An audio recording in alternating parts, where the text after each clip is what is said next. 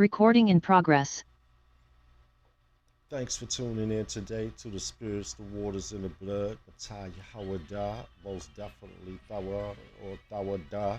Yahweh for giving me the opportunity to address another one of your situations, your will, your way, your fame, your name, your glory. Most definitely. All praises to Yahweh, Bahashem, Hamashiach, Yahushua, Uvain Barakatah, Ruach, Kodesheka, and blessed is your Holy Spirit. Today we're going to take a little bit of the or take a little peek into what's known as the ancient Egyptians. I did a video back when Kevin Hart first got banned from Egypt and going into Egypt to do a concert, and they banned him actually from that particular from Egypt from doing the concert, saying that he was Afro-Semitic or something like that, meaning that Kevin Hart made a comment stating that the ancient Egyptians, they were black. They weren't white and looking Middle Eastern and nothing like that. And the ancient people, Salafi, and the ancient people of Kemet also, that they were black. So you have now, I'm going to use this fair use, fair use, fair use, most definitely for educational purposes and edification on history. It's all history. What I say? It's all history. All history. So fair use, fair use, fair use. And in this demonstration or illustration of information that I'm gonna share with individuals, it's gonna stipulate ancient depictions of the ancient Egyptians. So with that, I'm gonna go ahead and hit the share my screen with you. Um, Please take the time out to like, share, subscribe, please. Like, share, subscribe, hit the bell notification for whenever I release new content.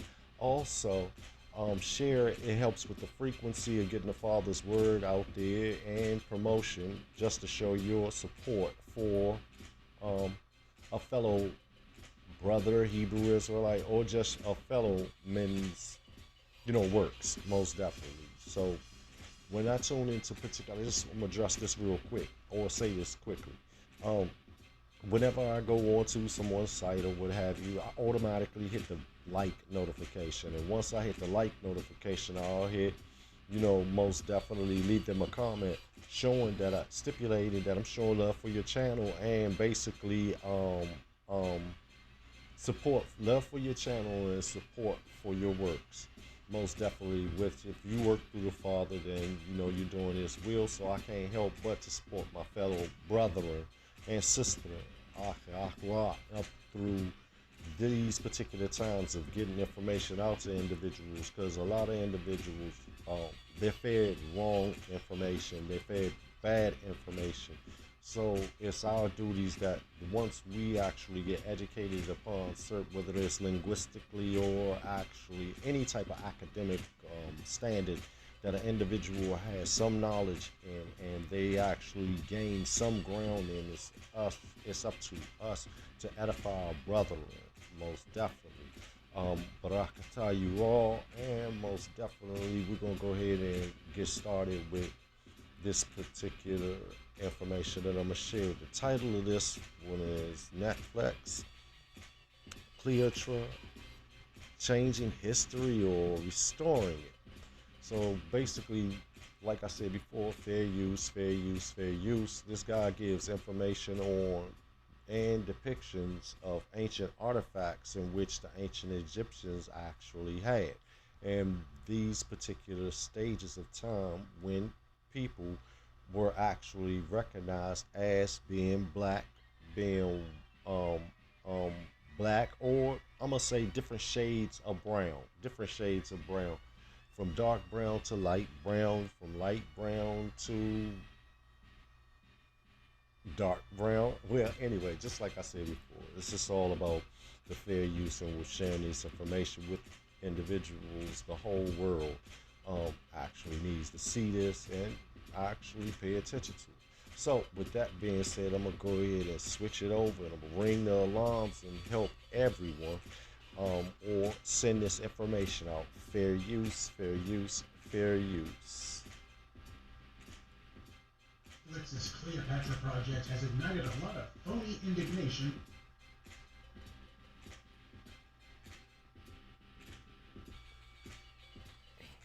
Family and fellow soldiers, I'm the Professor, and this is the moment of truth. Oh, talk about hit dogs hollering. The announcement of Netflix's Cleopatra project has ignited a lot of phony indignation by the typical racist corners of the internet.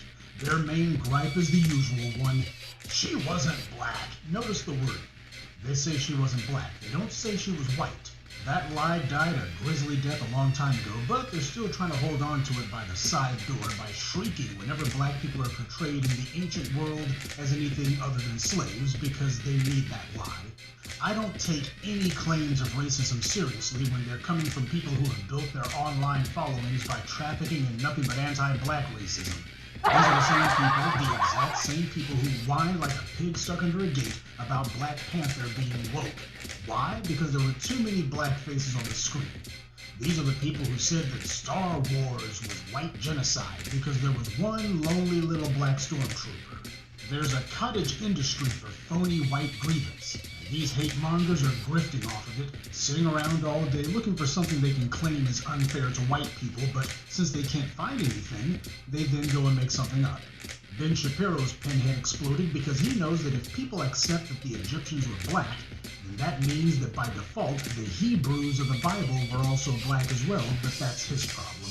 I'm not going to do an entire rundown on ancient Egypt, but I am going to give you just a few highlights to debunk the myth of white Egypt and to help you understand how this hoax came to be in the first place. First of all, we need to figure out where Egypt is.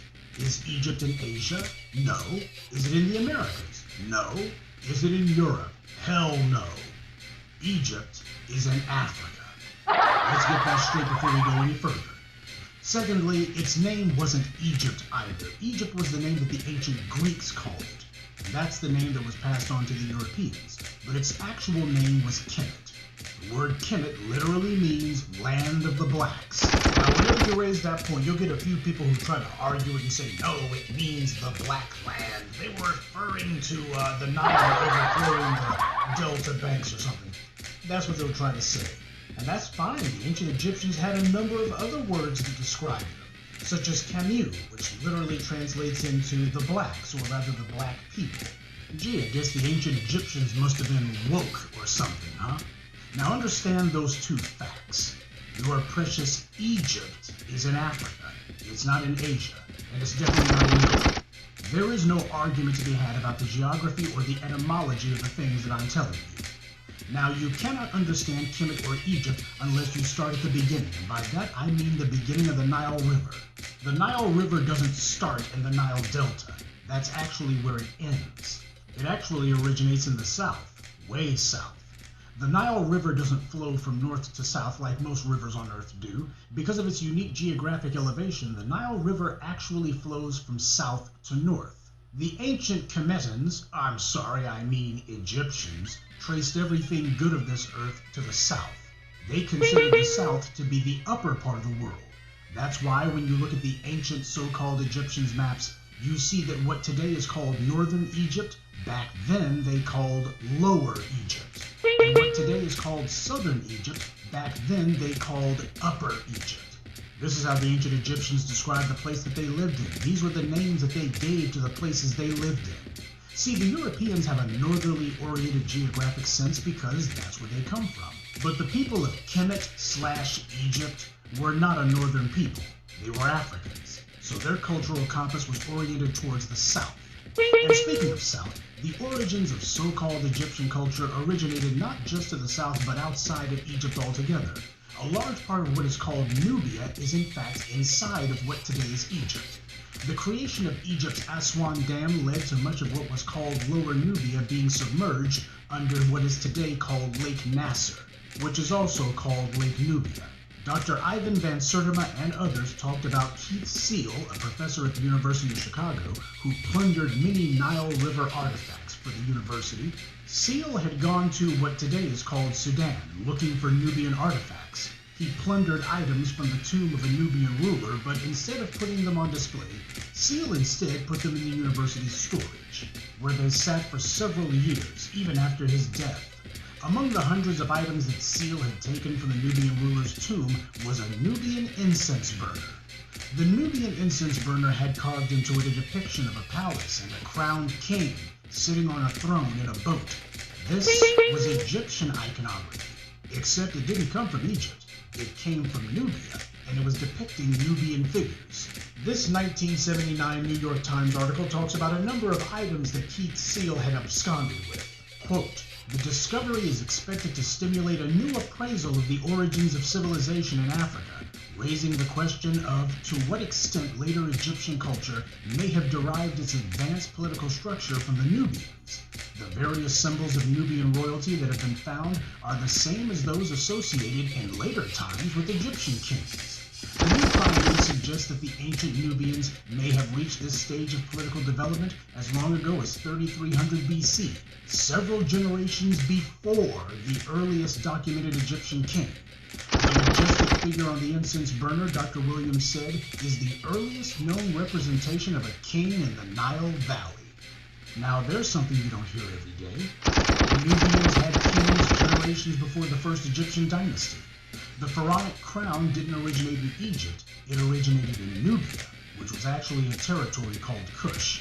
This Nubian incense burner was made during an era predating the Egyptians, but the white media and academics couldn't accept that.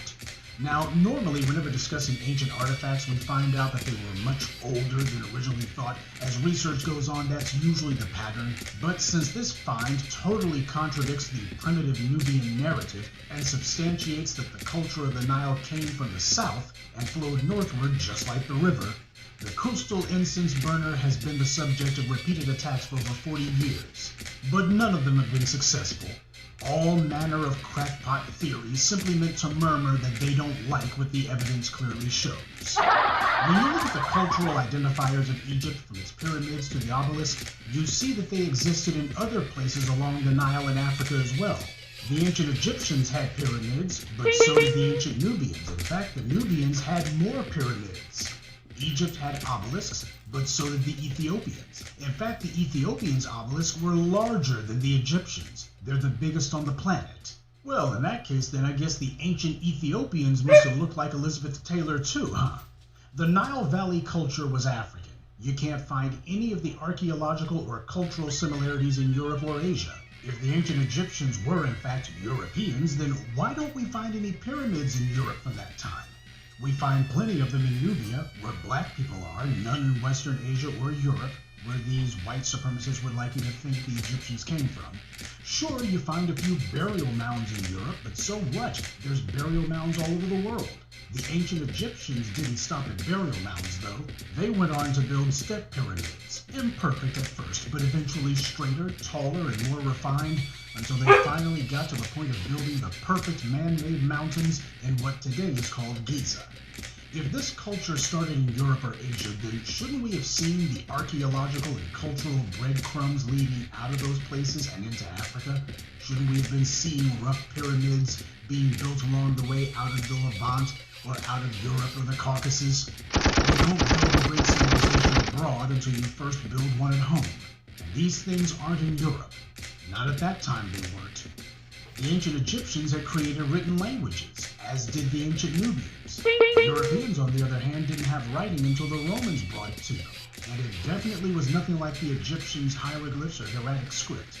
So are we supposed to believe that people came out of Europe or Western Asia, went to the hottest part of the world, which they are not native to and are sensitive to the sun, and then these people who hadn't built pyramids or established a written language just got up one day and started doing it this far away from the land that they came from when no one had been to them first? I raise this point because this is how white supremacy has miseducated the world about the past. Okay, now to the main point that these little racists are getting so triggered over. What did the ancient Egyptians actually look like? Well, you don't have to ask. They showed us. Here's a sculpture of one of Egypt's great kings, King Mentuhotep II. I guess Ryan Reynolds will be playing him in the movie, huh? What a shame the ancient Egyptians didn't know that they were white people. They must have been woke. Who race-swapped them like this? And before anyone tries to claim that this was just a stylistic choice, it certainly wasn't how they portrayed themselves in relation to the Nubians. Here's an ancient Egyptian mural showing Ramesses III in battle against the Nubians. Now, you'll notice that about half the Nubians are shown as being the exact same skin color as Ramesses, while the other half are not. I guess the ancient Egyptian painters must have forgotten what color the Nubians were in the middle of the painting, right? Except there are other Egyptian murals that show the Nubians as delegates visiting the Egyptian court. Notice the Nubians' color, the exact same brown color as the Egyptians.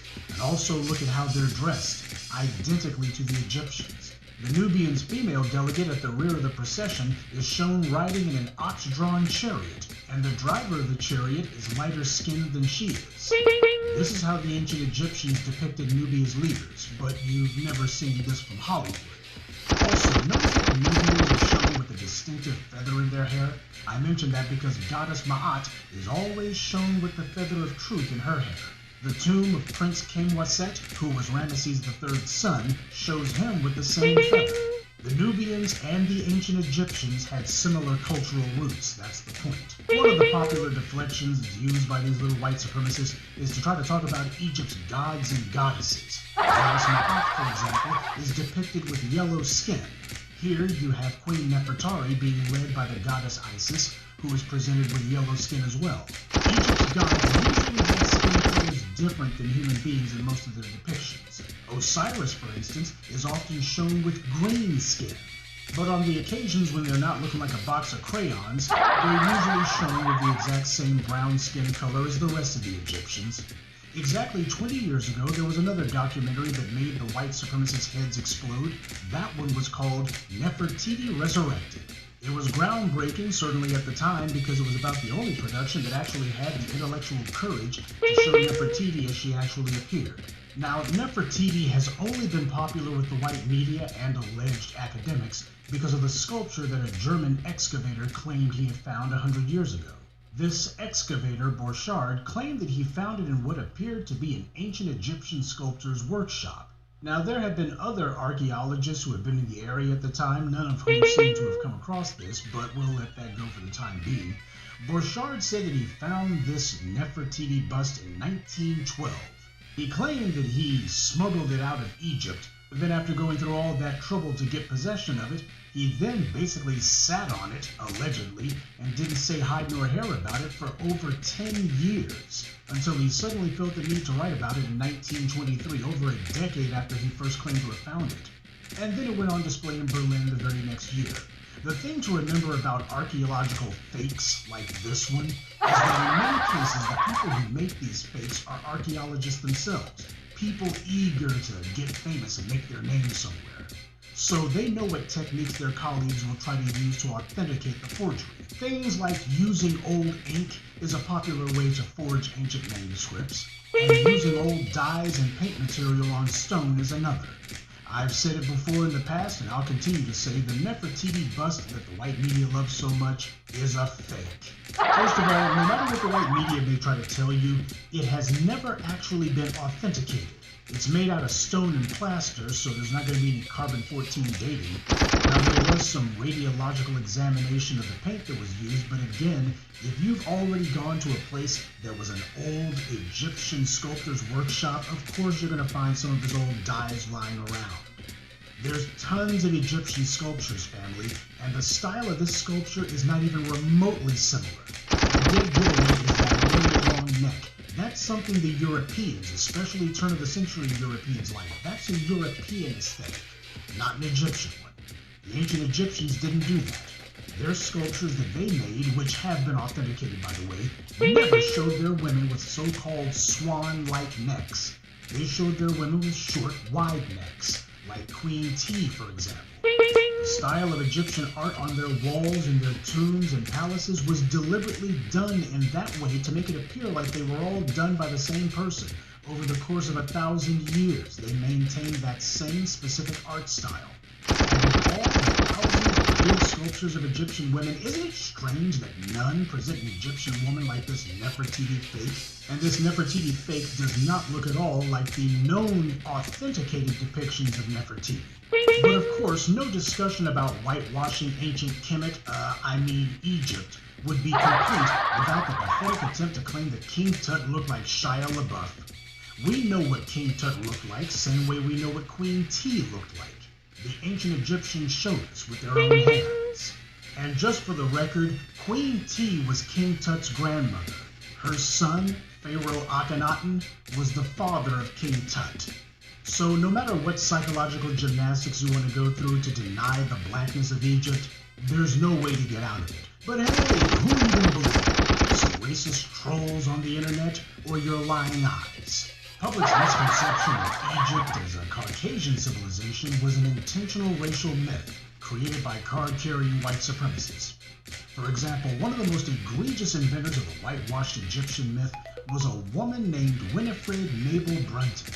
She was born in 1880 in South Africa. I'm not making that up. She was one of the most prolific fabricators of whitewashed Egyptian images ever at a time before the internet. So you have this white woman from apartheid South Africa who was one of the first and main people responsible for putting out images showing the ancient Egyptians as Caucasian. But then again, the Afrikaans, quote unquote, had a history of that. They spent a lot of time describing themselves as the white tribe of Africa. They were doing whatever they could to rationalize their domination of a land of blacks. So what would you expect to come from one of the people who made apartheid? Among her many visual fairy tales, this Brunson woman invented paintings like this, showing Queen T with pale skin. Now obviously this isn't what Queen T looked like, and you don't have to take my word for it. The ancient Egyptians showed you what she looked like, and she looked like Angela Bassett, not Meryl Streep. Brunton also did another picture that looked like it could have been her uncle and aunt, but instead she claimed that it was Amenhotep III and Queen T. This is how she portrayed them. But this is how the ancient Egyptians portrayed them. The one on the left happens to be Amenhotep III, a wooden sculpture of him. And you notice how it seems to be a perfect match for the one of Queen T. Now again, who are we supposed to believe? The ancient Egyptians who made the images of these people at the time that they were alive? The ancient Egyptians who knew these people and saw them? Or do we believe an apartheid-era propagandist from the late 19th century? Oh, and remember King Mentuhotep III from earlier? Well, he had a wife, Queen Khensat. She was no Nubian, by the way. She was an Egyptian, just like her husband, the king. Now, the ancient Egyptians show her sitting, barking out orders while she's being tended to by two Caucasian slaves. But when you look at how the 19th century Europeans portrayed Egyptian royalty, you see exactly the opposite. This is how the ancient Egyptians portrayed their women, brown-skinned, black hair. And this is how the Europeans portrayed them in the 1880s. This is a painting by a man named John Collier called Pharaoh's Handmaidens. It was painted in 1883.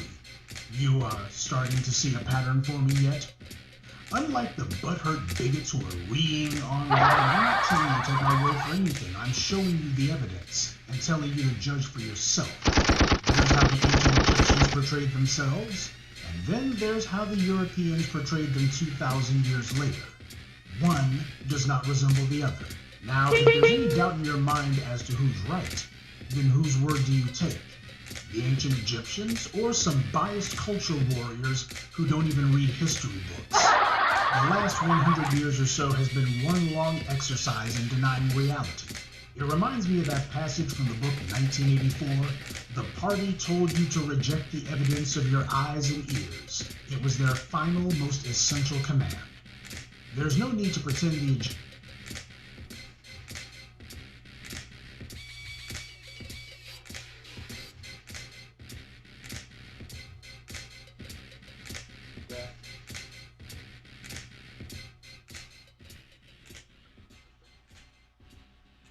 With that, shalom. Shalom alaikum, Ishbak. Have a blessed day.